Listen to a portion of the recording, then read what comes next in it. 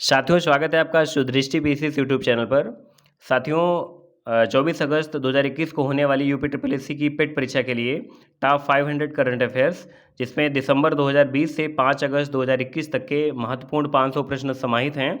इसकी एक श्रृंखला चल रही है, यह इसका 7वां भाग है। चलिए प्रारंभ करते हैं। जिन साथियों ने चैनल को अभी तक सब्सक्राइब नहीं किया है वो चैनल को सब्सक्राइब कर लें और बेल आइकन दबा लें। चलिए प्रारंभ करते हैं। देखते हैं पहला प्रश्न संख्या 301। विदेशी सैन्य उपकरणों पर भारत की निर्भरता को कम करने के लिए रक्षा मंत्रालय ने कितने वस्तुओं की दूसरी नकारात्मक आयात सूची, यानी इसको अगर इंग्लिश में कहें हम तो नेगेटिव इंपोर्ट लिस्ट, ये जारी की है। यानी विदेशी सैन्य उपकरणों पर भारत की निर्भरता, देख लीजिए इसका उद्देश्य भी मैंने लिख दिया है यहाँ पर।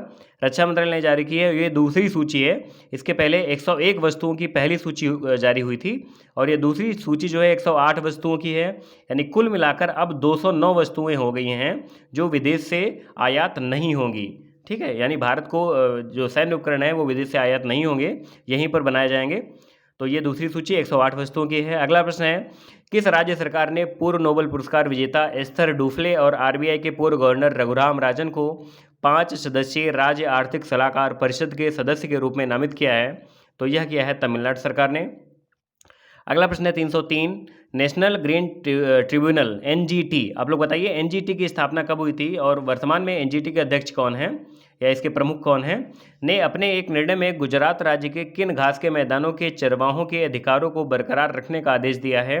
तो गुजरात में बन्नी घास के मैदान पाए जाते हैं, इससे संबंध में एनजीटी ने एक निर्णय दिया है कि इनके घास के मैदानों के चरवाहे हैं, इनके अधिकारों को बरकरार रखा जाए। तो यहाँ से 2-3 प्रश्न बन गए कि ये बन्नी घास के मैदान कहाँ पाए जाते हैं, तो ये गुजरात में पाए जाते हैं। अगला प्रश्न है, पेड़ लगाने पर नागरिकों को सम्मानित करने की अंकुर योजना, क्या नाम है इसका? अंकुर योजना किस राज्य ने प्रारंभ की है? तो यह प्रारंभ की है मध्य प्रदेश ने। अभी बसेरा योजना के बारे में मैंने बताया था कि जो शहरी गरीब हैं उनको आवास उपलब्ध कराने के उद्देश्य से प्रारंभ की गई है। तो आप लोग बताइए बसेरा योजना जो है भारत के किस राज्य ने प्रारंभ की है?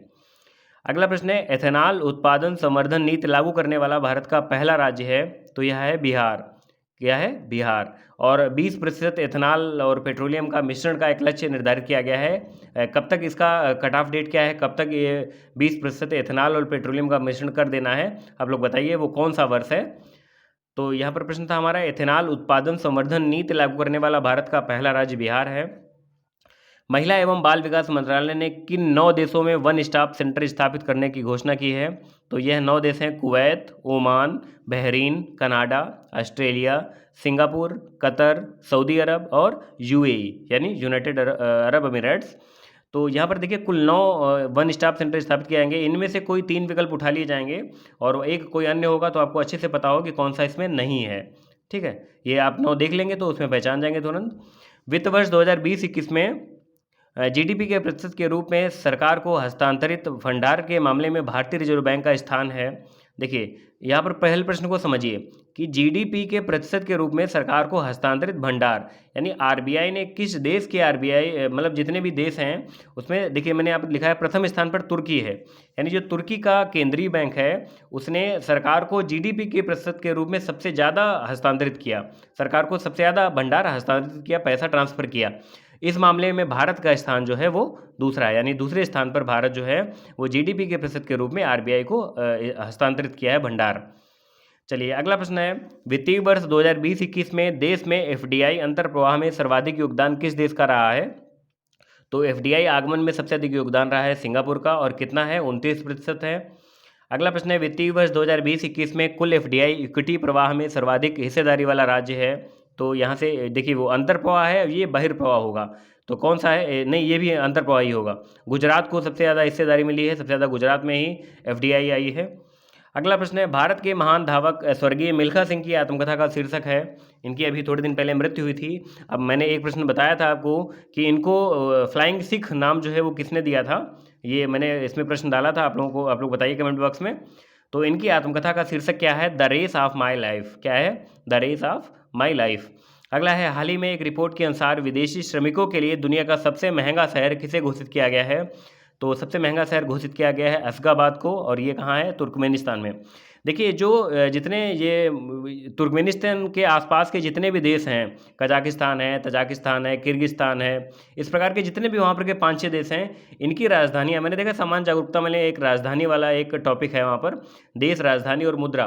तो वहाँ पर देश और राजधानी वास्तव में ये बहुत महत्वपूर्ण है जितने भी मुस्लिम कंट्रीज हैं, क्योंकि इसमें बहुत कन्फ्यूज होते हैं कि दुशांबे किसकी है या अस्ताना किसकी है या बिश्केक किसकी है। तो आप लोग ये देख लीजिए कि कौन राजधानी किसकी है, ये सबसे अधिक महत्वपूर्ण है राजधानी के मामले में। उत्तर प्रदेश के किन जिलों को केन बेतवा लिंक परियोजना समझौते के अंतर्गत सिंचाई सुविधा प्राप्त होगी? तो कौन कौन से जिले हैं? झांसी, महोबा, बांदा और ललितपुर। अगला प्रश्न है, उत्तर प्रदेश हिंदी संस्थान के द्वारा वर्ष 2019 का भारत भारती, भारतीय नहीं है, भारत भारती है, भारत भारती सम्मान किसे प्रदान किया गया है? तो यह प्रदान किया गया है मुंबई के डॉक्टर सूर्यवाला को। किसको? मुंबई की डॉक्टर सूर्यवाला को। अगला प्रश्न है, उत्तर प्रदेश सरकार द्वारा गोकुल ग्राम की स्थापना कहाँ की जा रही है? तो गोकुल ग्राम जो है वो बसाया जा रहा है वाराणसी में। 315 नंबर का प्रश्न है, चीन के किस स्थान से अब तक के सबसे विशालकाय डायनासोर के कंकाल का अवशेष मिला है? तो इस स्थान का नाम है लुफेंग। क्या नाम है? लुफेंग। अगला प्रश्न है, मॉरिशस के 2 बार राष्ट्रपति व 4 बार प्रधानमंत्री रहे किस व्यक्ति का हाल ही में निधन हो गया?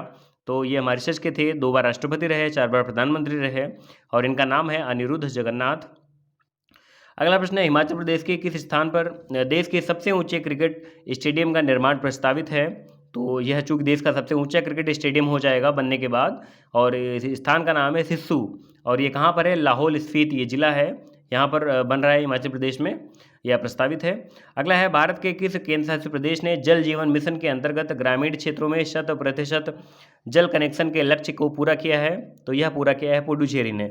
उसके बाद और भी कई राज्य और केंद्र शासित प्रदेश हैं जिन्होंने इस लक्ष्य को पूरा कर लिया है, लेकिन ये हाल ही में है, तो पुडुचेरी ने है, इसका उत्तर होगा।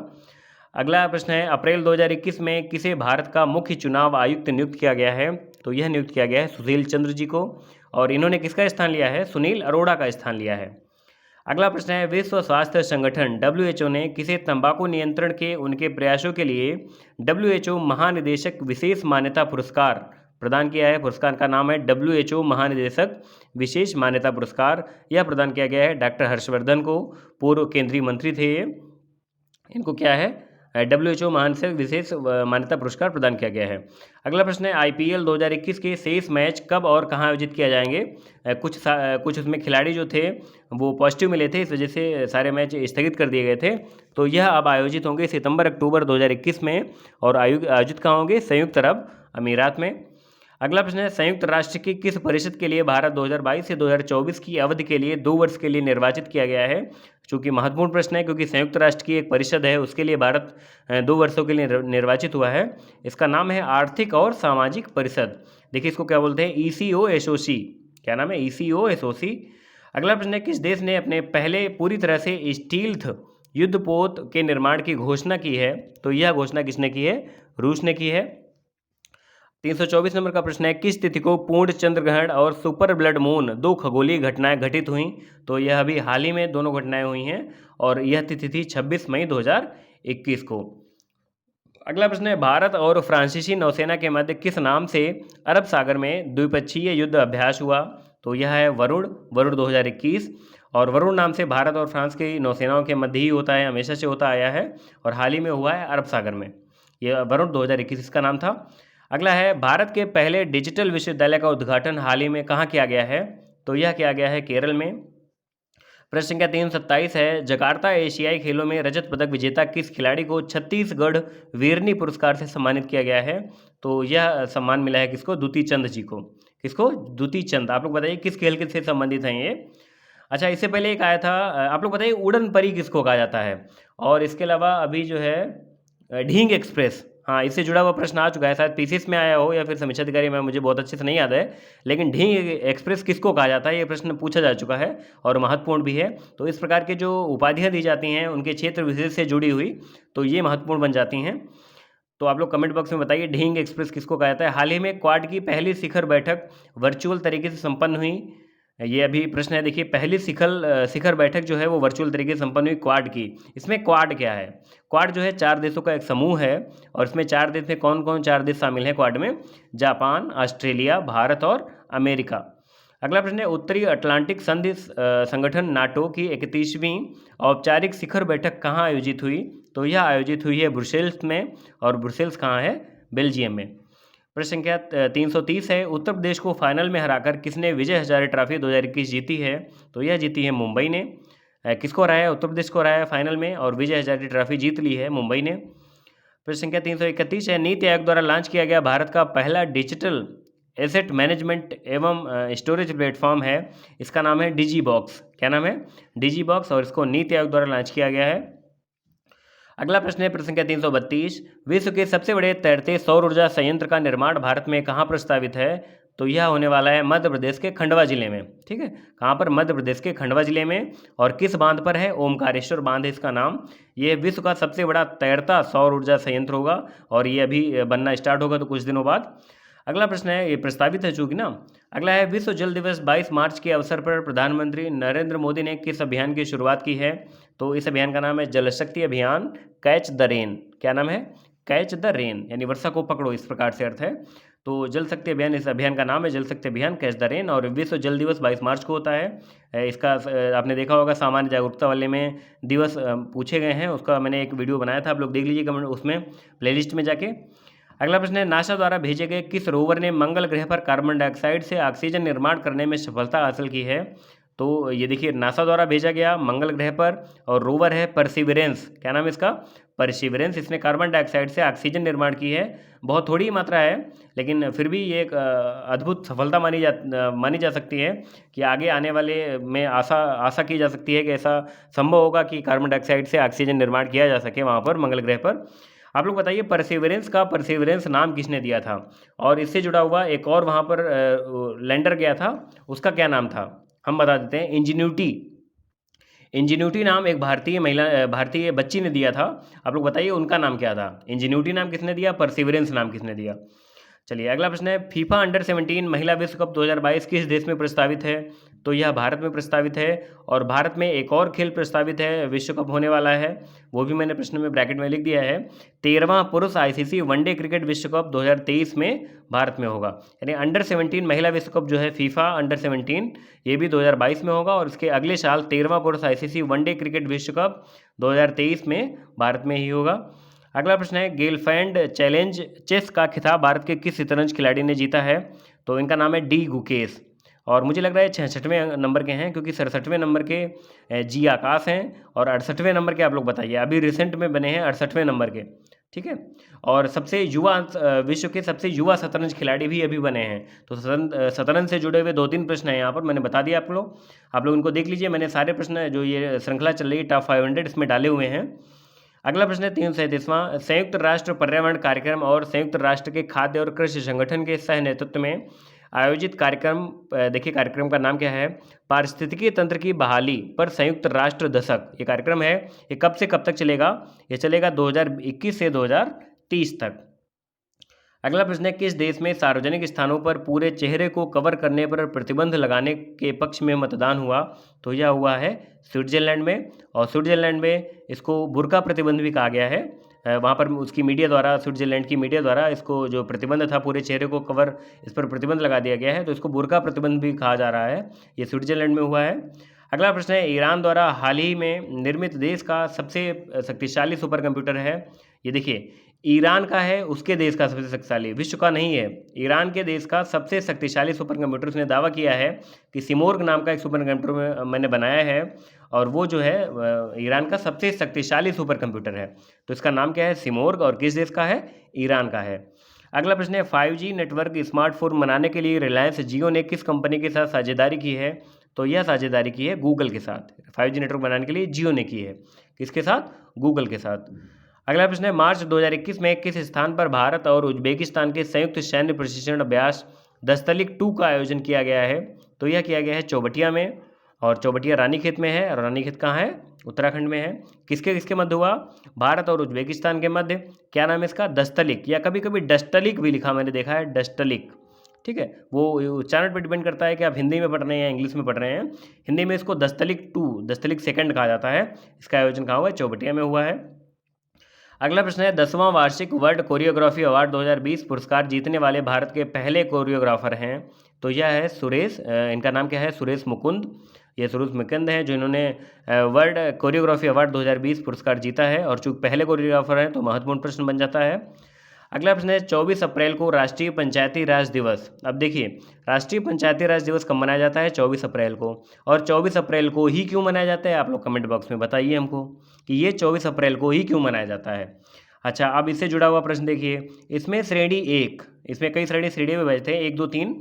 इसमें श्रेणी 1 का ई पंचायत पुरस्कार किस राज्य को प्रदान किया गया है, तो श्रेणी 1 का ई पंचायत पुरस्कार उत्तर प्रदेश को प्रदान किया गया है। और आप उत्तर प्रदेश की परीक्षा देने जा रहे हैं तो आपको ये पता होना चाहिए प्रश्न, इसका उत्तर ये है। अगला है भारत और बांग्लादेश के मध्य मैत्री सेतु किस नदी पर बनाया गया है, तो यह बनाया गया है फेनी नदी पर, इसका नाम है मैत्री सेतु, फेनी नदी पर बनाया गया है। अगला है Dada Saheb Phalke international film festival पुरस्कार 2021 में सर्वश्रेष्ठ अभिनेता का पुरस्कार किसे प्रदान किया गया है, तो फिल्म लक्ष्मी के लिए अक्षय कुमार को प्रदान किया गया है। सर्वश्रेष्ठ अभिनेता का पुरस्कार जो है अक्षय कुमार को मिला है फिल्म लक्ष्मी के लिए, आपने देखी होगी लक्ष्मी मूवी। अगले इसी से जुड़ा हुआ अगला प्रश्न है, सर्वश्रेष्ठ अभिनेत्री जो का अवार्ड मिला है वह मिला है फिल्म छपाक के लिए, और किसको, दीपिका पादुकोण को। और जो सर्वश्रेष्ठ फिल्म का अवार्ड मिला है वह मिला है तानाजी द अनसंग वॉरियर को, किसको मिला है, तानाजी द अनसंग वॉरियर को। ठीक है, तो यहाँ पर तीनों प्रश्न मैंने बता दिए, सर्वश्रेष्ठ अभिनेता का, सर्वश्रेष्ठ अभिनेत्री का और सर्वश्रेष्ठ फिल्म का।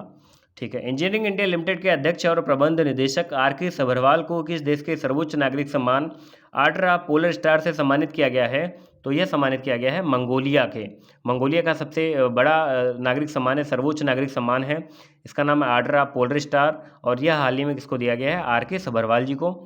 अगला प्रश्न है, भारत रत्न प्राप्तकर्ता भारत के किस प्रसिद्ध वैज्ञानिक को हाल ही में international ENI energy frontier award 2020 देने की घोषणा की गई है, तो यह की गई है किसको, प्रोफेसर CNR राव को। आप लोग बताइए कि इनको भारत रत्न पुरस्कार जो है वो किस वर्ष दिया गया था। ठीक है, किसको दी गई है, प्रोफेसर CNR राव को। अगला प्रश्न है, प्रश्न संख्या 348, all time favourite for children, यह पुस्तक जो है, पुस्तक का नाम है ये all time favourite for children, और यह पुस्तक किसने लिखी है, यह पुस्तक लिखी है रस्किन बॉन्ड ने। रस्किन बॉन्ड की पुस्तकें अत्यंत महत्वपूर्ण होती हैं, आप लोग इनको अच्छे से देख लीजिए। It's a wonderful life roads to happiness नामक पुस्तक किसने लिखी है, तो यह लिखी है रस्किन बॉन्ड ने ही, दोनों पुस्तकें रस्किन बॉन्ड की हैं, all time favourite for children और it's a wonderful life roads to happiness, ये दोनों पुस्तकें किसकी हैं, रस्किन बॉन्ड की हैं। और अंतिम प्रश्न है 350वां, गुइलेर्मो कार्नो विश्व प्रेस स्वतंत्रता पुरस्कार किसे प्रदान किया गया है, तो यह प्रदान किया गया है मारिया रेसा को, किसको, मारिया रेसो को। और ये मारिया रेसा कहाँ की हैं, फिलीपींस की पत्रकार हैं। आप लोग बताइए, गुइलेर्मो कार्नो ये जो थी ये कहाँ की थी, किन के नाम पर शुरू किया गया, नाम तो यहाँ पर खैर लिखा हुआ है कि ये कहाँ की, किस देश की निवासी थी। तो ये कुल 350 प्रश्न यहाँ पर पूरे हो गए। अगला पार्ट लेकर जल्दी आते हैं हम, धन्यवाद।